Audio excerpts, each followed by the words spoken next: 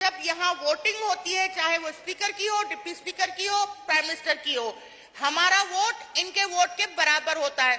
उस वक्त ये नहीं कहा जाता कि ये रिजर्व सीट्स के वोट हैं, इनको साइड पे रख दो, इनका वोट काउंट नहीं होता। आपको पता है कि मैं सऊदी अरब में थी और मुझे वहां से उठा के जहाज में फेंका गया कि नहीं जी, कल प्राइम मिनिस्टर को एतमाद का वोट देना है और आपने पहुंचना है। मैं किन हालात में यहाँ पहुंची वो मेरा दिल गुर्दा जानता है। साहब, जैसे कि आपको पता है कि मेरा ये सवाल पिछले जब सेशन में आया था तो उसका जवाब कुछ और दिया गया था। बहरहाल इसको रिपीटली ये आया है। इस प्रोजेक्ट पे तकरीबन 7 करोड़ रुपए खर्च हो चुके हैं, लेकिन इस वक्त ये कहा जा रहा है, मालूम ये हुआ है कि इसमें अभी तक कोई टेक्निकल फॉल्ट है। तो क्या ये पुअर प्लानिंग नहीं है? और जवाब में भी उन्होंने यही लिखा है कि मजीद इसमें जो है वो मामला ज़ेर बहस है। तो ये किस तरह की प्लानिंग्स हो रही हैं इस मुल्क में? जो प्रोजेक्ट्स बनाए जा रहे हैं बगैर प्लानिंग के, बगैर किसी बहस मुबाहिसे के, बगैर किसी ऑब्जर्वेशन के पैसे खर्च किए जाते हैं और बाद में ये कहा जाता है कि जी अभी ज़ेर बहस है इसकी प्लानिंग। तो ये पुअर प्लानिंग का जो मामला है, इसको जरा इसका जवाब कोई मुझे दे। और स्पीकर साहब, आपकी मौजूदगी में और मुझे क्योंकि टाइम मिला है तो मैं एक चीज का और भी फायदा उठा लूंगी, क्योंकि मेरे एक कुलीग ने जिसका ताल्लुक हैदराबाद से, मेरा ताल्लुक भी हैदराबाद से, उन्होंने जिक्र किया बिजली का और उनकी जो भी बातें हैं उनसे मैं इख्तलाफ नहीं करती, लेकिन उन्होंने कहा कि वहां से सिर्फ 3 MNAs हैं। हाँ, इलेक्टेड MNAs 3 हैं, लेकिन मेरा भी ताल्लुक हैदराबाद से, मैं भी हैदराबाद शहर में रहती हूँ। हमारी एक और कुलीग है खातून, वो भी हैदराबाद शहर में ही रहती हैं। तो हमें भी इन मसाइल का जो है वो सामना होता है। लोग हमारे पास आते हैं, इन्होंने तो कहा है 12 से 14 घंटे, लेकिन मैं कहती हूँ 18 घंटे। 1 घंटे बिजली आती है और 2 घंटे बिजली नहीं होती है। ये आलम है हमारा वहां पे। अभी जब मैंने अपने कुलीग से ये जिक्र किया तो उन्होंने मुझे ताना ये मारा कि क्योंकि आप रिजर्व सीट पे हैं और आपको फंड्स नहीं मिलते हैं, इसलिए हमने आपको काउंट नहीं किया। लेकिन जब यहाँ वोटिंग होती है, चाहे वो स्पीकर की हो, डिप्टी स्पीकर की हो, प्राइम मिनिस्टर की हो, हमारा वोट इनके वोट के बराबर होता है। उस वक्त ये नहीं कहा जाता कि ये रिजर्व सीट्स के वोट हैं, इनको साइड पे रख दो, इनका वोट काउंट नहीं होता। आपको पता है कि मैं सऊदी अरब में थी और मुझे वहां से उठा के जहाज में फेंका गया कि नहीं जी, कल प्राइम मिनिस्टर को एतमाद का वोट देना है और आपने पहुंचना है।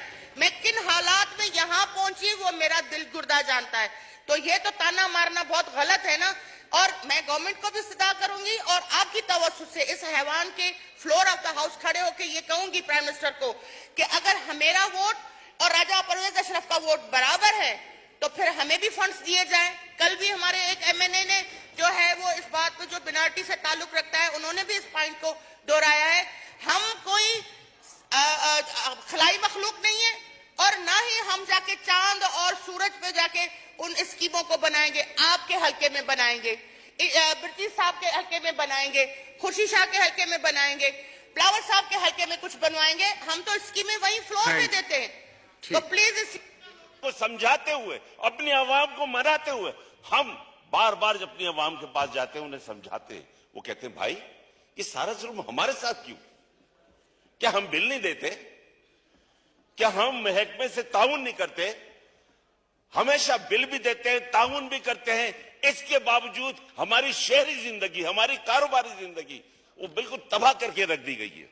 कोई हमारे इस पे तवज्जो देने को तैयार नहीं है। एक और चीज जनाब स्पीकर, हम इत्तेहादी हैं इस हुकूमत के इत्तेहादी हैं और इस हुकूमत को अब तक 1 साल में यहां तक लाने में बराबर शरीक कर रहे हैं। जितना ताउन हो सकता था ताउन किया है, जितना बोल सकते थे, जितना मॉरली इखलाकी तौर पे इसकी मदद कर सकते थे वो किए हमने। यहां तक कि जब भी कोई अहम मरहला आता था, मैं खुद और मेरे दूसरे MNAs हम वजीर आजम के पास गए कि हम आपके साथ हैं, हम हर सूरत में आपके साथ हैं। लेकिन जनाब स्पीकर, पिछले दिनों बड़ा दुख हुआ। कल साबिर भाई ने भी अपने अफसोस का इजहार किया। मैं भी आज इस बात पे दुख, नाराजगी का इजहार करता हूं कि वजीर बिजली हैदराबाद गए कुछ दिन पहले और वहां हैस्को के लिए चंद गाड़ियों का ऐलान करने गए, वो उन्हें गाड़ियां दी, उनका इफ्तिताह किया। ये वो गाड़ियां हैं जो गुज़िश्ता हुकूमत के दौरान उसकी वजारत से हमने जिद करके, हमने कोशिशें करके वो गाड़ियां हैदराबाद हैस्को को दिलवाई।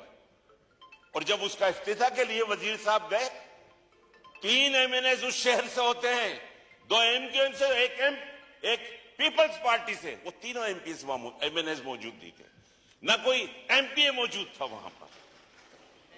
शर्म आनी चाहिए। हम इत्तेहादी हैं, आपके साथ भरपूर ताउन कर रहे हैं, आपकी गुलामी तो नहीं कर रहे।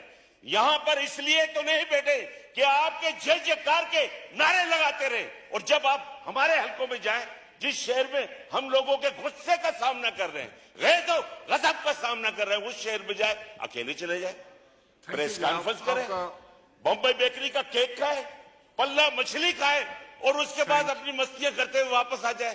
क्यों भाई? ये नहीं चलेगा जनाब स्पीकर। मैं यहां पर जरूर यहां हमारे प्राइम मिनिस्टर मेरी इस गुफ्तगू को कहीं ना कहीं, जनाब को पॉइंट आ गया। सलाउद्दीन साहब को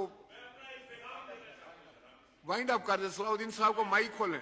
कि प्राइम मिनिस्टर साहब, आप अपने ऐसे वजीरों पर जरा नजर दौड़ाएं थैंक यू। कि ये जाती कर रहे हैं, आपके इत्तेहादियों के साथ जाती कर रहे हैं, उन शहरियों के साथ जाती कर रहे हैं कि इतने बुरे हालात में भी वो आपके साथ खड़े।